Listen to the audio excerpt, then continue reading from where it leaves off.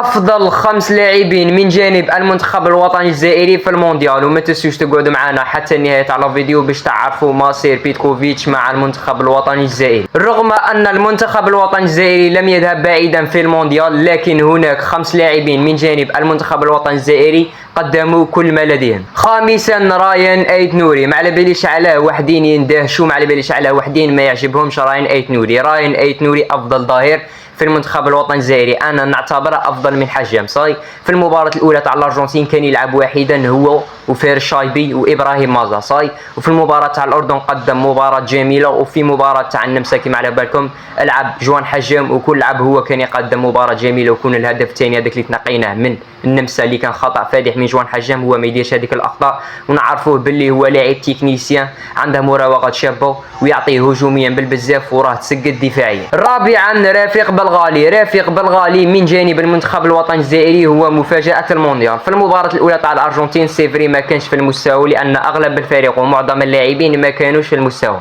في المباراة الثانية تاع الأردن ما قدمش أداء جيد، قدم أداء متوسط، حصل على تقييم 6.9 أو 7. لا تعرفوا انتم في لي كومونتير قولوا لنا. وفي المباراة الثالثة ضد النمسا قدم مباراة جيدة، الأوفونسيمون هجوميا كان جيد وسجل هدف، أول هدف لرفيق بلغالي مع المنتخب الوطني الجزائري في مباراة رسمية.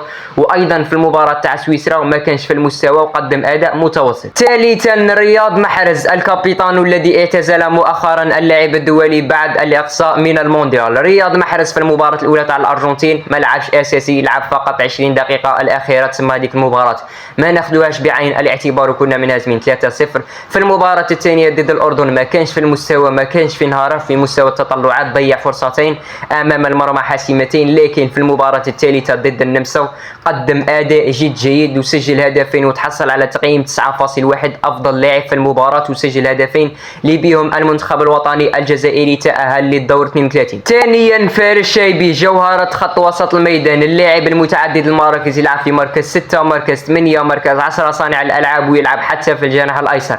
الجوار اللي غادي نستفادوا منه بالبزاف في المستقبل. فارس شايبي أنا نعتبره أفضل لاعب من جانب المنتخب الوطني الجزائري في دوري المجموعات، في 3 مباريات تاع دوري المجموعات. مباراة الأرجنتين قدم أداء جيد، حصل على تقييم قريب فاصل 7. مباراة الثانية ضد الأردن قدم أداء مثالي يربط بين خط الهجوم وخط الدفاع، يساعدنا كيفاش نطلعوا الكرة ونبنوا الهجمات من الخلف. المباراة الثالثة ضد النمسا ثاني قدم أداء جد مثالي وتحصل على تقييم فوق 7.5 وأداء جد مثالي من فارس شايبي. وأولا الموهبة إبراهيم مازا، اللاعب اللي رانا ننتظروا منه بالبزاف في المستقبل باش يقود المنتخب الوطني الجزائري في قادم الاستحقاقات. إبراهيم مازا القيمة السوقية تاعها ارتفعت من 40 مليون يورو حتى 83 مليون يورو بسبب الأداء المثالي تاعه في المونديال. في المباراة الأولى تاع الأرجنتين قدم أداء مثالي، هو اللي كان يحرك الوسط واللي كان يصنع الفرص وتحصل على تقييم قريب 7. وفي المباراة الثانية تاع الأردن قدم أداء جد مثالي، كان يصنع عدة الفرص، هو اللي كان يحرك الوسط ثاني وتحصل على تقييم جيد وداها رجل المباراة. وفي المباراة الثالثة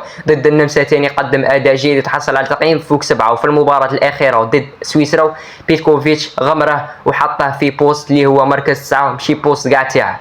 اما عن مصير فلاديمير بيتكوفيتش مع المنتخب الوطني الجزائري، فالاتحاديه الجزائريه لكره القدم قررت الابقاء على فلاديمير بيتكوفيتش مع المنتخب الوطني الجزائري واقاله طاقمه الفني. الامر يتعلق باقاله مساعده كل من نبيل نغيز ودافيدي موراندي وتعويضهم بمدرب مساعد مدرب جزائري 100%. وهذا المساعد وعلى الاغلب وعلى الارجح وبنسبه كبيره هو اللاعب السابق للمنتخب الوطني الجزائري عنتر يحيى. هذا المساعد المدرب اللي تكون عنده شخصيه قويه في الفيسير باش يقود اللاعبين ويعطيهم الخطابات باش يحفزهم ويعطيهم ثاني الحراره والجرينطه اللي غايبه عند اللاعبين تاع دروك ماشي كيما اللاعبين تاع بكري كيما راكم عارفين. وثاني اللي تكون عنده شخصيه قويه باش يقود الفيسير ماشي غير يساعد فلاديمير بيتكوفيتش. الاتحاديه الجزائريه لكره القدم دروك راهي تنتظر رد من بيتكوفيتش على تغيير طاقمه الفني. قادر بيتكوفيتش ما يبغيش يخلوه وما يبغيش يبدلوا له الطاقم الفني تاعه، قادر هو يبغي يخلوه يبغي يخلوا له الطاقم الفني تاعه، وكون يبغي كيما هكا ويعارض القرار تاع يبدلوا له الطاقم الفني تاعه ويبغي هو كون يخلوا له الطاقم الفني تاعها تسمى الاتحاديه غادي تتفق معاه باش تفسخ لها العقد تاعها، لا بغا يعطوه دراهمه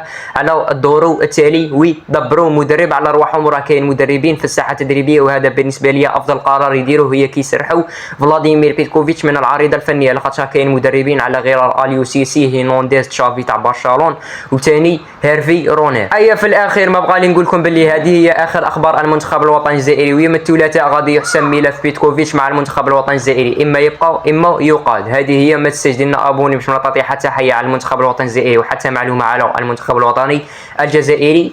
ما بقى لي نقول لكم غير السلام.